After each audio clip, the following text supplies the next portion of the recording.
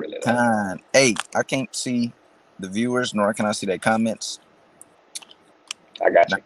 yeah, not not in Wi-Fi range. So yeah.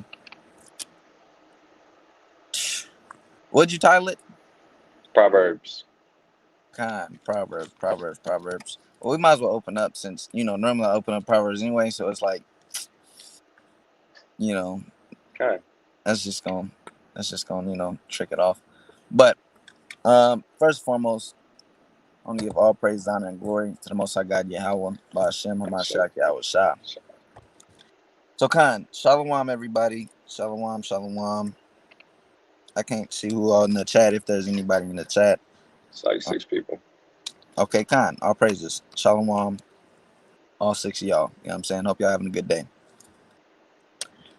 Today, breakdown, y'all obviously see we're going into Proverbs. And it's just that. We're just going to touch on Proverbs. Um, and when you go into the meaning of the word proverb, it's going into parables, um, ethical, wise sayings. Did you have any definition from Google of what a proverb was? I did, but I dropped it. It's all good. So kind.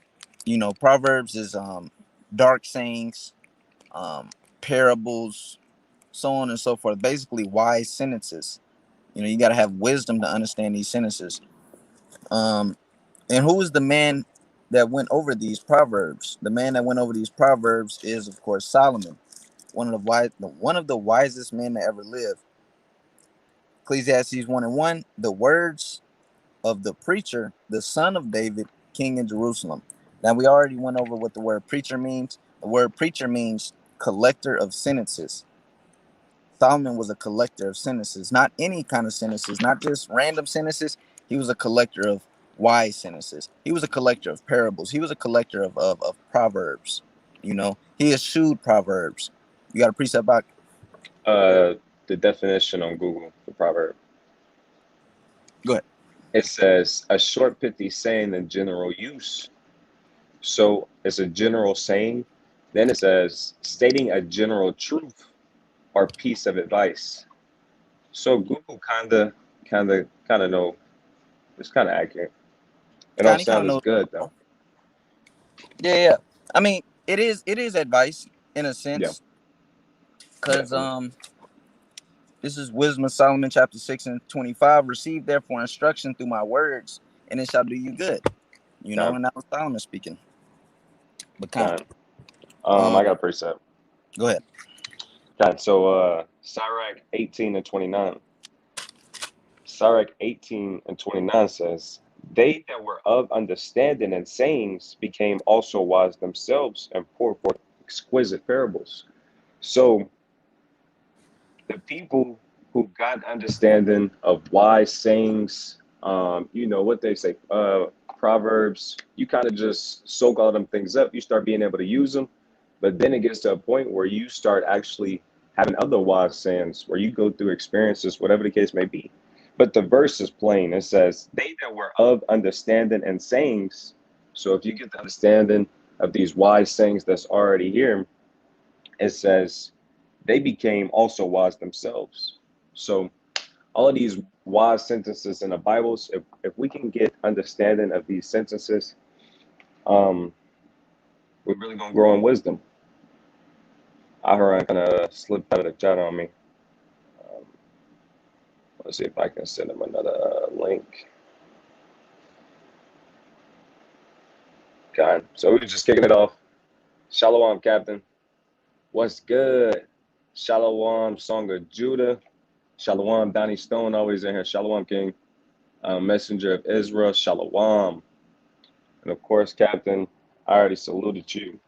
So the gist of today, we're just gonna be going through wise sentences. It's nothing that's prepared. It's literally just off the spirit. And I'm thinking of one in Proverbs. Just wise sentences, man. This is just that daily bread. I might have to open up with that. Just a little bit of daily bread. So Proverbs chapter 28 and verse 4. It says, they that forsake the law praise the wicked, but such as keep the law contend with them. So if you forsake the law, 10 times out of the 10, the Bible says you're gonna praise wicked. If you forsake the law, statutes, commandments, 10 times out of 10, you're going to praise wicked. You're going to praise the wicked for being wicked. It says, but such as keep the law contend with them. So the men that's in this truth, the women that's in this truth, the ones that's actually keeping these commandments, they contending with the wicked.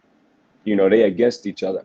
They bipolar opposites, polar opposites, complete opposites. That's why it says, in Amos, it says, can two be together except they be agreed? All right, let's grab another wise sentence.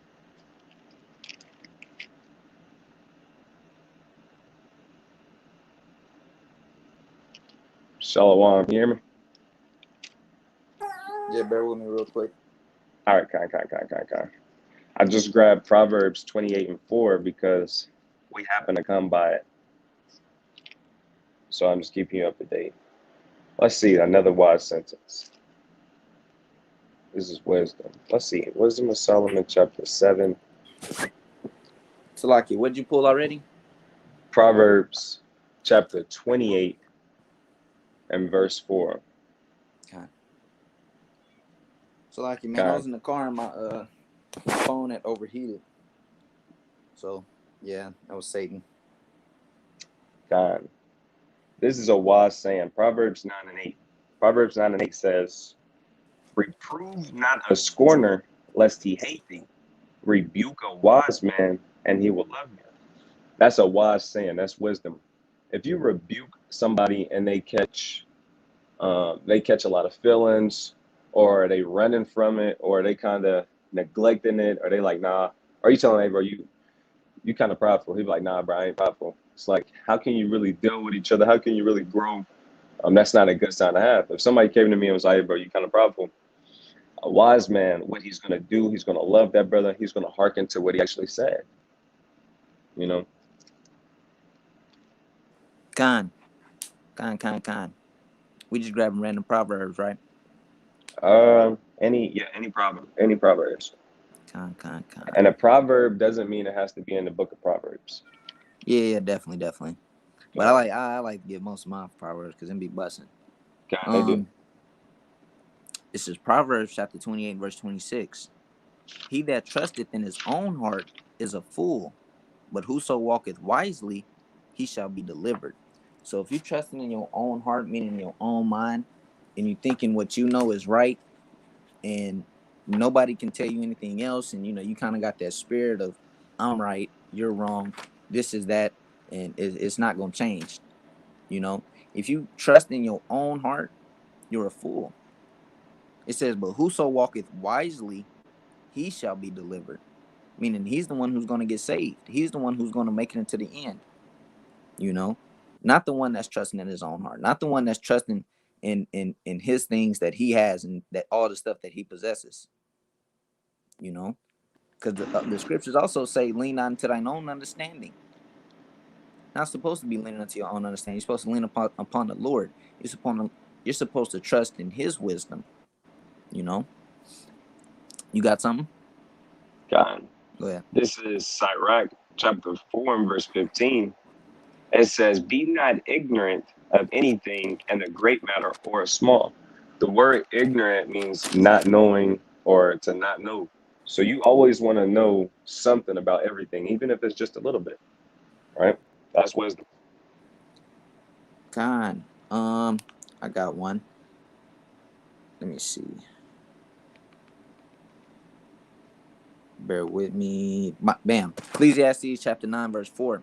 For to him that is joined to all living, there is hope. For a living dog is better than a dead lion. So if you're joined unto life, that's better than to be dead, because we know that there is no work in the grave. We know that. So if you're alive, you're supposed to do everything according to the Most High's will. You're supposed to do everything through the Most High. You're supposed to give glorification to the Most High through everything you do, and do it 100% because you're alive. And when you're dead, there is no work in the dead. That's why I said it's better to be a live dog than a dead lion. A dog is something that's low upon the earth, whereas a lion is a king of the jungle. But it's better to be a live dog than a dead lion. It's back on you. Kind. Ecclesiastes chapter 9, verse 18. Wisdom is better than weapons of war, but one sinner destroyeth much good. The point of why I pulled this out, it says wisdom is better than weapons of war. Having wisdom, knowledge, and understanding is way better than any kind of weapon, any kind of sword, knife.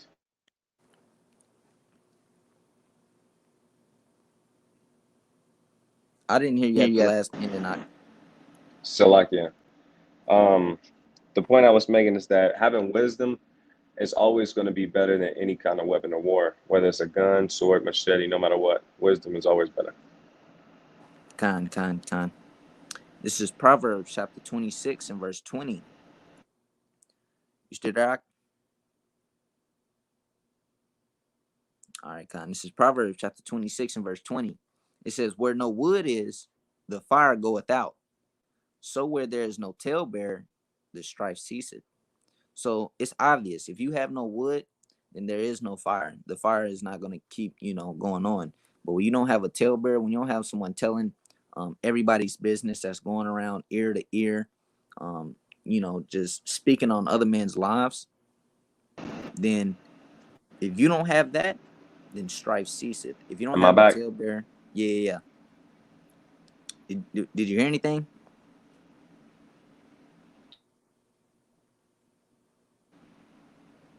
Did you hear anything? I'm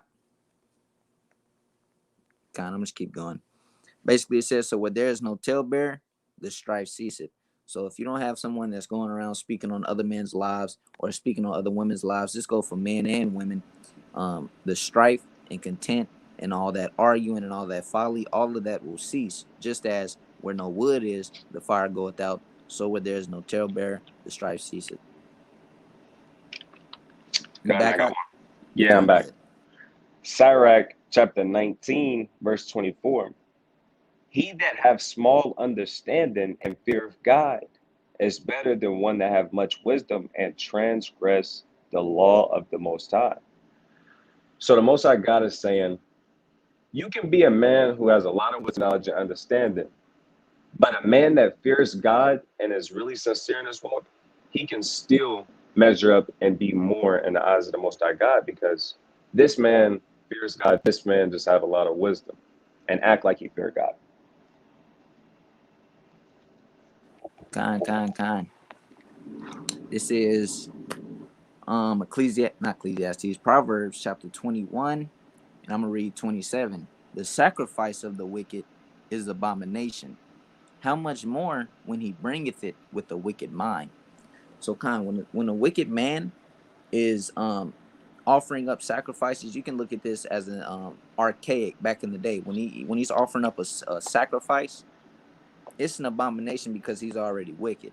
The most 9 times out of 10, the sacrifice is going to be something unclean or something that's just an abomination anyway. Like when Antiochus went and offered up a pig, on our altar. But it says, how much more when he bringeth it with a wicked mind? How much more? Like I said, we can look at this back in the day. A man can bring up a lamb just to bring a sacrifice, and he's like, I'm only gonna do the sacrifice because I'm gonna need it for later. I'm gonna go commit this sin and then I'm gonna go sacrifice this lamb. I got the best lamb in Israel right now. He got it. The Most High gotta accept this. I'm finna go commit adultery. And I'm finna go do this, that, and the third. But I'm finna offer up this sacrifice. I'm finna repent later, or I'm finna fast for my sins tomorrow. But tonight, I'm gonna go commit this iniquity, man. And the scriptures say he's gonna forgive me, so he gotta forgive me. That's just wicked and that's bugged out. It's back on you, Ak. Okay. This is Sirach chapter 19 again, but verse 17, it's like, yeah, 16, 19 to 16. It says, there is one that slippeth in his speech, but not from his heart. Meaning some men, sometimes this actually happens. You say something, but they take it literally the wrong way. It's like, I wasn't trying to say it like that. That's not what I meant. Hey, or you might say something and you wasn't trying to say it at all. But it says, verse 16, there's one that slipping in his speech, but not from his heart. So sometimes when you say stuff, it gets taken the wrong way, or you say something to benefit the other person, but it'd be like that. You don't really mean to offend them. Your heart was in the right place when you said it. That's what I'm trying to say. Sometimes you say something and your heart is in the right place, but it comes off negative or it might hurt the other person. So you slip with your speech, but not with your heart. It says, and who is he that have not offended with his tongue? So literally everybody on earth has offended somebody with their words. That's how powerful your tongue is. Everybody slips. It's Kind, I back to got you. one on the tongue too. This is Proverbs 12 and 18. There is that speaketh like piercings of a sword, but the tongue of the wise is health. So there's one man who's speaking, and his tongue is like, and his words are like piercing of a sword. It's going through and it's cutting people up, and it's hurting people's feelings, and it's this, that, and the third, and it's not good. It's not comely. You know, it's not righteous in any mean. It's just meaning to hurt people. Whereas the tongue of the wise is health. Whereas when we speak, it's more as a healing to the people. It's healing them spiritually, or it could be a healing on a physical level as well. Because everything starts spiritually. If the spiritual man is okay, 9 times out of 10, the carnal man is going to be okay. Your flesh is going to be okay. Because that's what Yahweh said. Clean the inside of the cup, that the outside may be clean as well. Just back on you. Khan. Sirach chapter 29 and verse 20. It says, help thy neighbor according to thy power. So as much as you able to, that's how much you should be helping your neighbor. What else do you have to do on earth but help your brother, help your people, help your family? There's nothing else to do. So as much as it's in your power, help. It says, and beware that thou thyself not fall into the same. But you shall also use wisdom and discretion to make sure if your neighbor needs help paying rent, help him if you can. But do not give him money so he can pay rent and now you homeless. That's all it's saying. Beware that you don't fall into the same. And you can look at it on a spiritual way too, you know? As much as it's possible, teach your brother the truth. But make sure while you're teaching them, you don't slip up and fall in idolatry or go back into the world because that's what they're doing and you hanging around them so much. And, just use discretion. But it's on you. Kind. I got Proverbs chapter 29, verse 1. Proverbs 29, verse 1. I'm going to read it in two translations. First in KJV, he that being often reproved hardeneth his neck shall suddenly be destroyed, and without remedy. Now I'm going to read it in the NIV. Whoever remains stiff-necked after many rebukes will suddenly be destroyed without remedy. So if you're oftenly reproved and rebuked and this, that, and the third, and you keep stiffening your neck and you keep wanting to, you don't want to accept correction, and you don't want to accept wisdom from the elders and so on and so forth, and wise counsel, you don't want to accept all that, you shall be destroyed suddenly, and that without remedy. You don't want to be the one that's stiff necked after so many times, and they keep telling you the same thing over and over. You keep hardening your neck after being reproved often. First off, you don't want to be the guy that gets reproved often anyway, or the Khan. girl, you know. But it's back on you. Khan. Sirach chapter 31, verse 18. It says, when thou sittest among many, reach not thine hand out first of all. So this is just common sense. Home training is what my mom and my dad used to call it. You got home training. You gotta make sure you got your um, make sure you use a common sense. That's what my dad was saying. Common sense says if somebody bring out food, you don't want to be the first. You don't want to be greedy. You don't want to be. You want to let everybody have a chance to get some food. I'm not saying you got to be the last one, but you don't jump and run to the bowl and beat everybody over there. That's not showing manners, right? That's wisdom. It's a proverb. It's on you. Khan, this is Proverbs chapter 27 and 23. Be thou diligent to know the state of thy flocks and look well to thy herds. Now, this is speaking on two things. Of course, if you have an actual herd and you have an actual flock, you want to be diligent upon them. You want to make sure that they're okay. You want to make sure that they're fed. You want to make sure that they're even shaven, because sometimes sheep can get a lot of wool and a lot of hair on their bodies to where to be unmovable. And the scriptures tell us that sheep's hair for our clothing. That's code right there within itself. The Most High made sheep hair for our clothing. But you want to make sure that they're okay, and you want to make sure that they're taken care of. This is also spiritual, though. That's hot. Kind. This is also spiritual as well, though, because if you have a flock or a herd, men are like beasts. So if you have a flock or a herd of men, you want to make sure that they're fed. And what do you want to make sure that they're fed with? The scriptures say that the lips of the righteous feedeth many. And You want to feed them with this wisdom, knowledge, and understanding. You want to clothe them with the covering of the Lord. You want to take care of them. So it's on both ways. It's back on you though. that was hot. Hey, I got Salaki. Before you go, just so I can prove it, Proverbs 27:6. The lambs are for thy clothing, and the goats are the price of the field. So lamb and sheep is the same thing. So their fur, all of that is meant for you to show clothing. That's how cold the Most High is. But go ahead. bro. Why I can't remember that verse that you just quoted, or it said the lips of the righteous feed many. I thought it was in Micah chapter 3. I don't know. It's been a minute. That's terrible. All right, let me pick a proverb. I'll just kick it off with this one.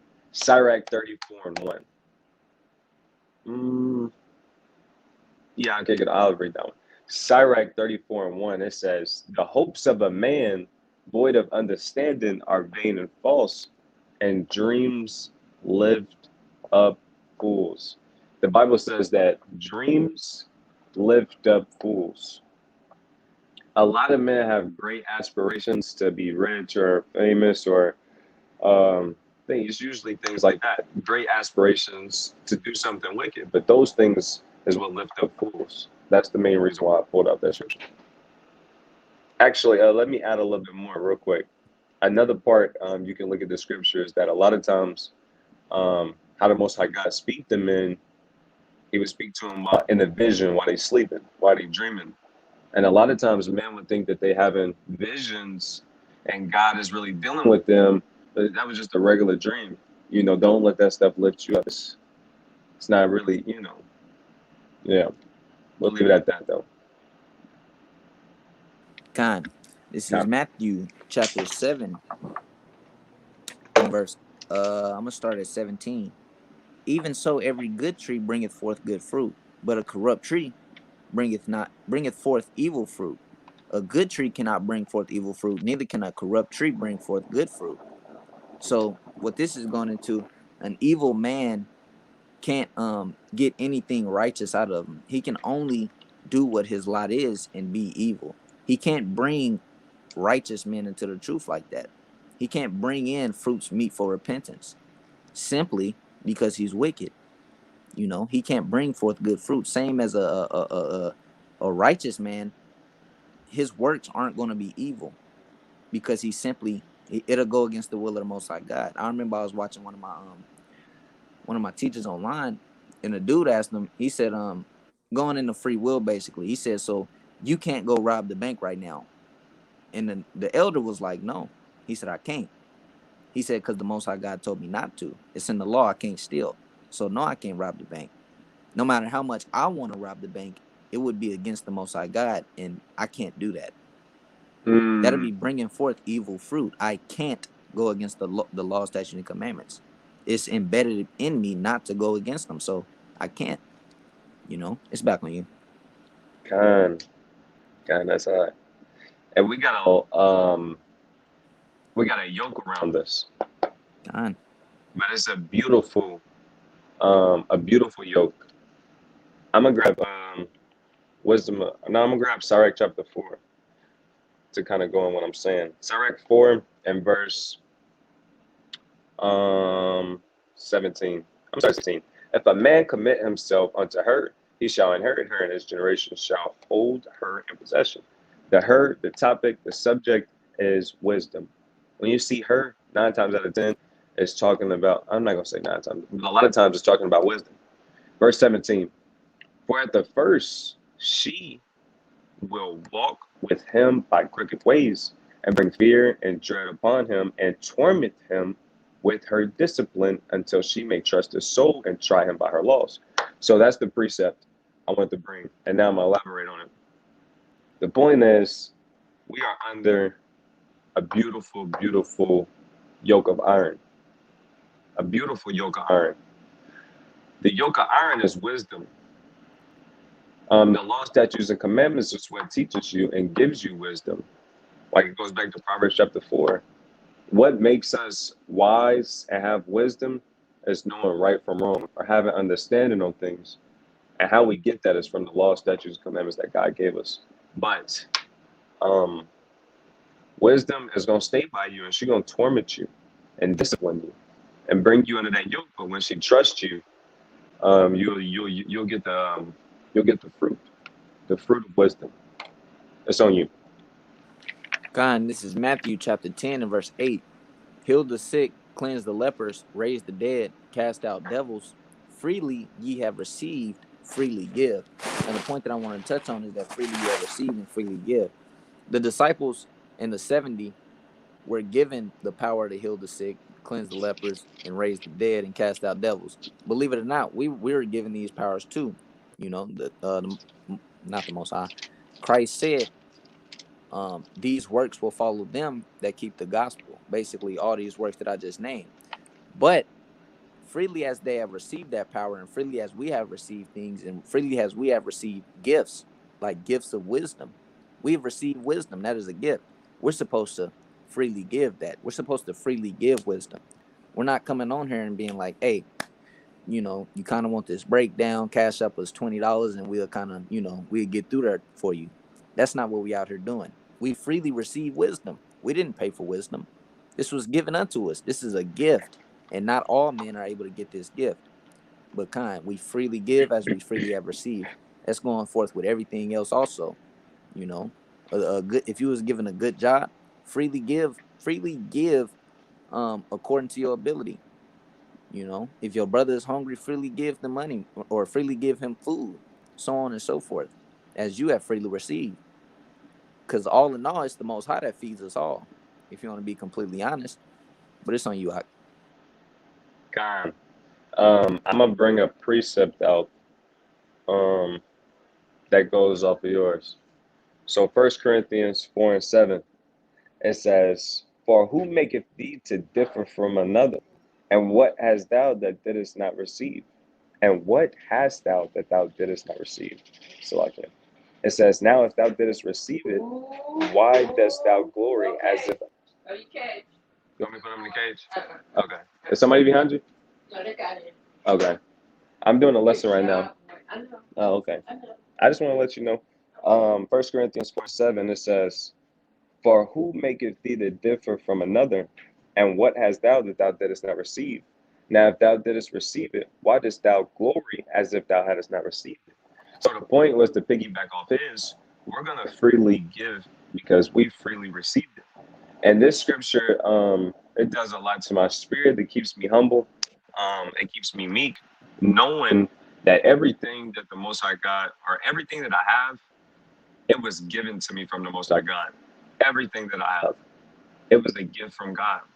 So that makes me, that's a scripture that I cut myself and make sure I'm humble, because why would I get prideful knowing that I'm not really anything, or I know that everything that I have, it was given to me as a gift. It's not because I'm just super smart or this, that, and the third. Is because the Most High God wanted to give it to me. So it's on you, King. God, this is Matthew chapter 13 and verse 44. Again, the kingdom of heaven is like unto treasure hid in the field, the which when a man hath found, he hideth, and for joy thereof goeth and selleth all that he hath, and buyeth the field. Again, the kingdom of heaven is like unto a merchant man seeking goodly pearls, who when he had found one pearl of a great price, went and sold all that he had and bought it. So these two parables are one and the same. It's the same parable, the same meaning, the same what is it? The same end meaning of the story, basically. A man goes and finds a field, and he sells all that he has. That way he can get that field. That's going into us. We're supposed to give up everything that we have. We're supposed to sell everything that we have. Not literally sell everything that we have, but literally give up everything that we have. You know, if I used to be a tattoo artist in the world and I find out tattoos is against the Bible, I'm supposed to give that up for the Most High God because He said so. You know, I'm supposed to literally in all my works acknowledge the Most High God and follow Him and give up this worldly life. That's being a part of born again. You know, so it's back on you, Ak. Romans. I'm gonna grab Colossians 1 verse. Hold on, that's not what I want. I want chapter 3, verse 10. Colossians 3, verse 10. It says, and have put on the new man, which is renewed in knowledge, the image of him that created him. So one of the big things in this truth, this is when you know that you really changing and you really being converted, or that the Most High God is really giving you a chance. You really start fearing the Most High God. I would say that when you really start fearing the Most High God, that's when you start understanding what you need to do. You start understanding who you're serving, and it really makes you make haste to actually become a new person. It really makes you want to start cutting off different types of sins from all different areas. That's what becoming that new man really looks like. You changing into a new person. So you. Khan. Um, this is Proverbs chapter 18 and verse 19. A brother offended is harder to be won than a strong city, and their contentions are like the bars of a castle. So if you offend a brother, and you know you're trying to apologize and you're trying to win him back over, and you're trying to make him your friend again, that he's harder to be won than a strong city. Going into if you was going back in the ancient time, going to war against a strong city, the chances of you winning are very slim because now that brother is offended. Now that brother he has a defense up against you simply because you hurt him. That's why Christ hit the scene and says, "Forgive thy neighbor all the hurt that he has caused thee," because offending a brother can cause him to hate you. Now he's in a salvation issue. Now he's in a salvation matter. You know, so this is just wise sayings. A brother offended, it's harder to be won than a strong city. So try your hardest to not offend a brother, and if a brother do offend you, try your hardest to forgive that brother. Go ahead. God. Sirach chapter 6, verse 7. If thou wouldest get a friend, prove him first and be not hasty to credit him. So any friend, anybody that you're calling a friend, make sure you actually prove him. Make sure he's gonna be there in tough times. Make sure he actually got your back. Make sure she actually got your back. You're right. And don't be so quick to call everybody your friend. Right? You gotta prove them first. Make sure they're credible, reliable. You know? It's on you.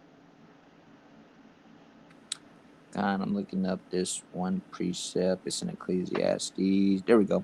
Ecclesiastes chapter 10, verse 18.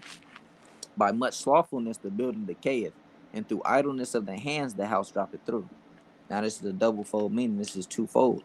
Of course, you got the carnal side. If you leave a house after so many years and you don't do nothing to it, it's just gonna slowly fall away and slowly fall until it decay all the way and the house drop through. This is also going into your spiritual body or into you as a spiritual man. By much slothfulness, the building decayeth. By you not putting in work, you not reading, you're not building up your faith, your building in your spiritual tabernacle is starting to decay. It's starting to get weaker and weaker. Now you're subject to go out into other philosophies. Now you're subject to go off into worshiping other gods. Now you're subject unto these demons.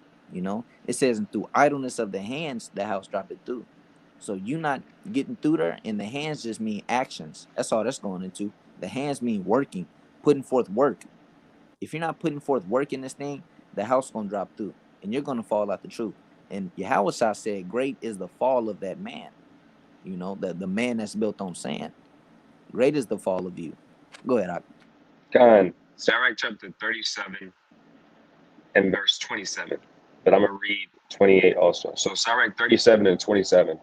It says, "My son, prove thy soul in thy life, and see what is evil for it, and give not that unto it." So it takes wisdom, it takes experience to see what's evil in your life, or what's So one thing, one of the brothers, I like using this example because it's plain.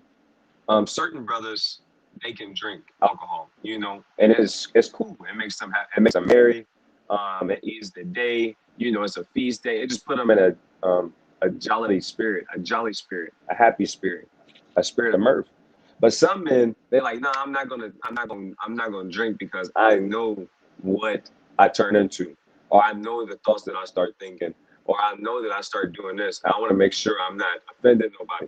So it says, my son, prove thy soul in thy life and see what is evil for it and give not thine unto it. It says, for all things are not profitable for all men, neither hath every soul pleasure in everything.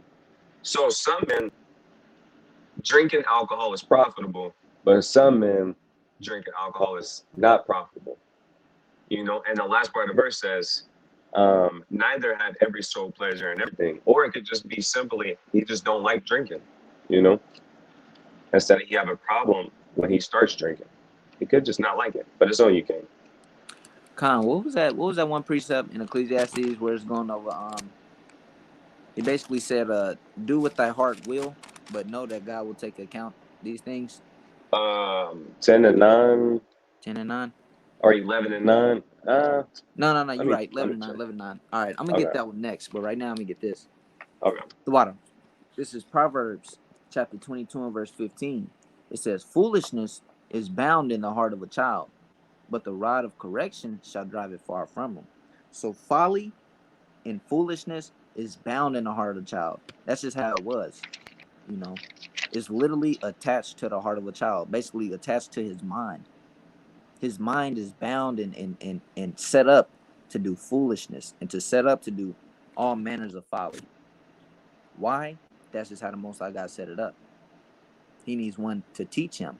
But it says the rod of correction shall drive it far from him. Punishment and pain will drive foolishness far from any man's mind, especially a child. They don't like hurt.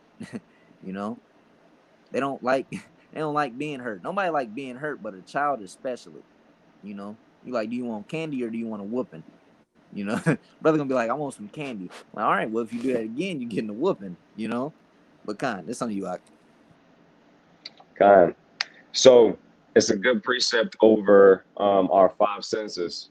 All right, what's our five senses? You got Taste, taste, touch, sight, darn, smell, smell. and hearing. Yeah, sure. Did we already say that one? Anyways, everybody should get that. Yeah, everybody knows five senses. But the Bible says we got more than just five senses. This is Sirach chapter 17, verse 5. It says, they receive the use of the five operations of the Lord, meaning your five senses. And then it says, and then the sixth place, he imparted unto them understanding. So the sixth one, he actually gave us understanding, not just instincts. Like animals, they have instincts that naturally compels them to do certain things. We have understanding. It says, in the seventh speech, speech and interpretive cogitations thereof.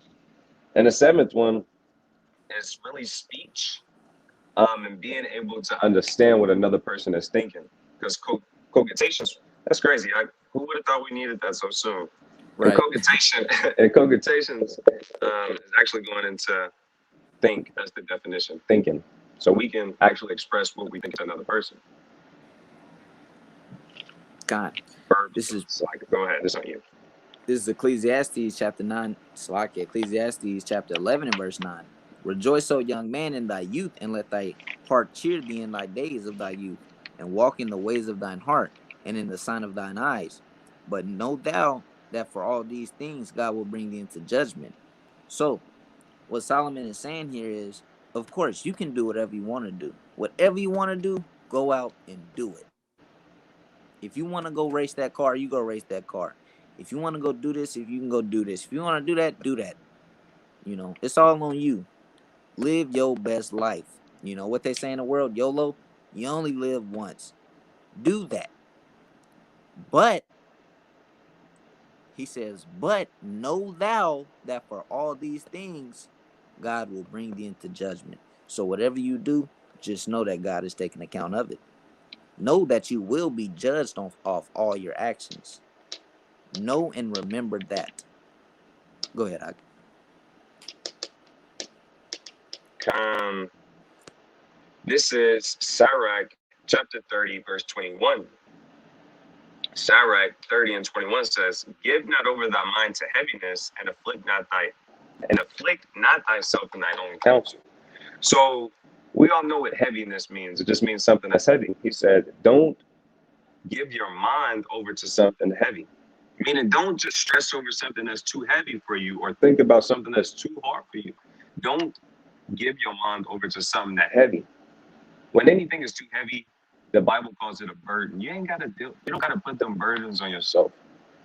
Pray, give it to the Most High God. I tell my wife, if anything becomes a burden to her, it's too heavy, she don't have to deal with it. You don't have to stress about it. All you gotta do is pray, or you know what? Pray, give it to the Most High God, or you can just be like, hey, this is what's going on, and she can talk to me, and I'll try and take that burden off of her. That's why two is better than one, because you can constantly help each other. If something's stressing my wife out, she can come talk to me about it. The rest of the verse says, "And afflict not thyself in thy own counsel," because sometimes a lot of people beat themselves up in their own heads. They main enemy is they self. So don't be the person who's afflicting themselves. It's on you, King. Con. I got about 2 more Proverbs left. Come. This is Proverbs chapter 25 and 12. As an earring of gold and an ornament of fine gold, so is a wise reprover upon an obedient ear. Ooh, that's hot. All right. As an earring of gold and an ornament of fine gold, so is a wise reprover upon an obedient ear. So you may have a wise brother that's reproving another brother who's obedient, who's willing to take correction, who's willing to change himself based off of this wise reprover's words. That's just as fine as an earring of gold.